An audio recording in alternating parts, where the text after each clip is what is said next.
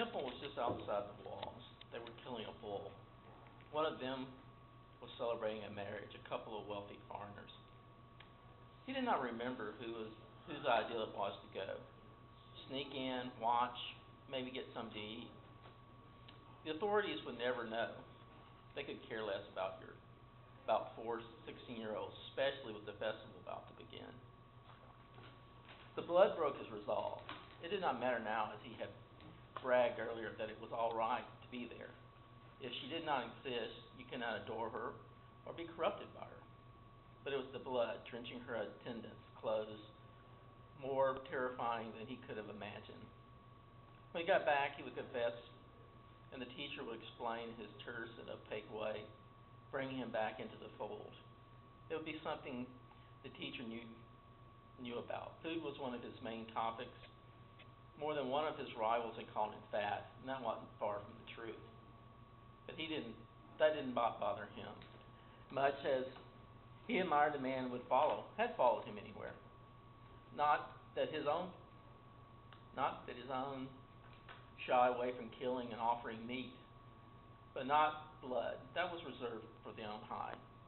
What did the On High do with the blood? Was the one above, like their gods, always hungry like him and his friends? The others had followed him out, ribbing him about leaving before the end, yet he noticed that they had not stayed for the feasting. But the other three were his age, the oldest over by 6 months. In spite of all the ceremonies and rituals, the older men did not seem to have much interest in them as men, leaving them to their own devices. That is, except for the teacher, who did not seem to care about things like age, willing to listen to him with his wisp of fuzz as well as to a man with a gray beard. It was decided they would go out to the campgrounds and see if there was anything going on. There was plenty of time during the festival to see the city. Till then, there was more to be done in the campground surrounding the city. Well, he thought it was a city. Until recently, he thought it was as big as the Capitol. Till some of the other guys who came for the festival told him that told him that little more than a county seat compared to the real cities of the world they had seen. Just outside the gate, one of the others pulled him over, took a peach from under his cloak. The oldest of their little group, from up on the great northern sea, where the great caravans from the east arrived. There the people were prospering like they seem to do everywhere except here. He found himself more than once thinking of the taller boy, whose looks were as interesting as his tales of the travelers from the east.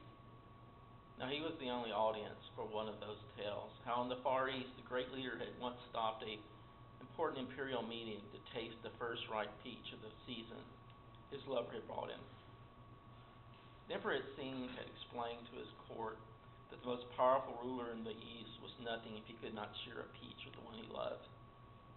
It did not take him long to realize the meaning of the peach. He was sure that it had been filtered from the temple feast before they had left. He wondered what the teacher would say if he knew their little ritual. As he thought about it, he knew somehow the teacher would know. The peach was delicious, even if it was stolen from the low goddess feast. He spent the rest of the day in the crowded market looking for someone with a jug of water. It seemed like another way for the others to get rid of the kid.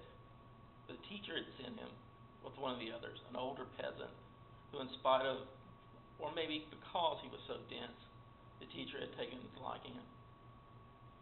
Somehow they met up, another follower with another follower. Come on.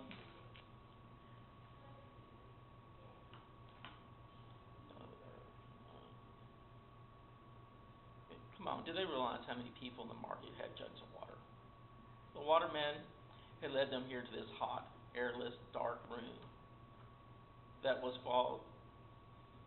hard following the conversation. More than once he dozed off, lying against the man's chest. This time he did not get the reprimand like he got the night before. Then he heard the teacher's accusation, the word kiss, then the stares. Sorry, I can't read this. All right. The font isn't very good. Is that the end? Yes, it is. Can you read the last sentence again? Then he heard the teacher's accusation, the word kiss, then there's stairs.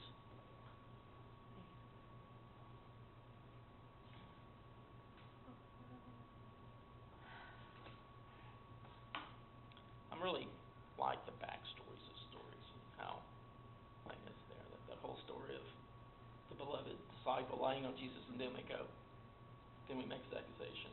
They all turn to him, and he's like, one of the things that we don't think of in modern terms. Traditionally, he was considered about 16, like literally beardless youth. So here's this kid who doesn't know much about the world, and all of a sudden, this whole world is shocked, and they look at him. So.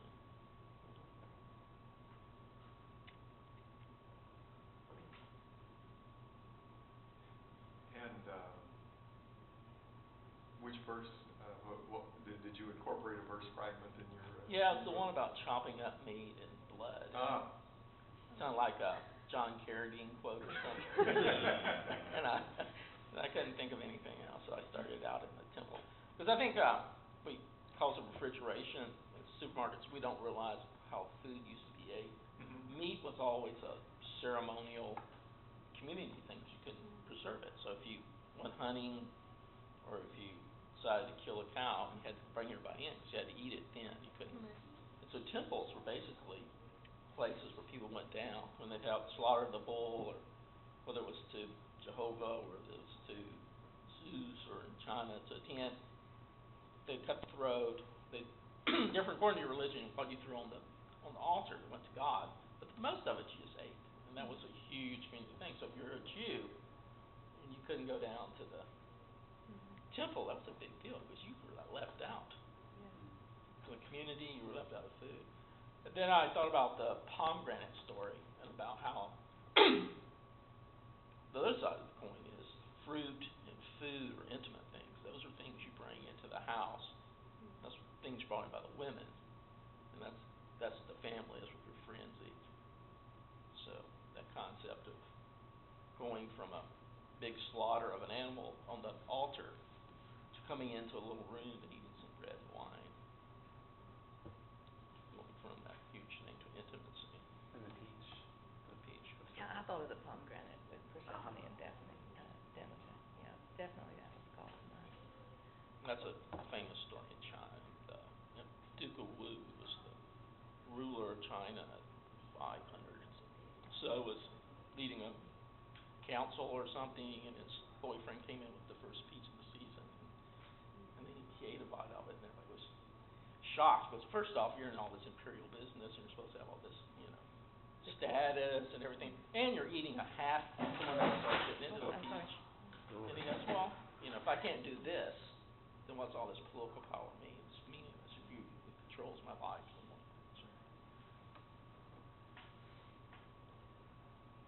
I was distracted then because the story of Demeter and Persephone is that once she eats the pomegranate, she's no longer of one world. She's of two different worlds. Demeter argues that she gets to come back up half the year, and that's the summertime, and the time that she has to be down in hell is winter. So it's transitioning from it's in the eating of the fruit is different world, leads you into a different world. It's a commitment. Yeah, transfer of allegiance. And Demeter is what makes winter. She decides to have winter because she can't have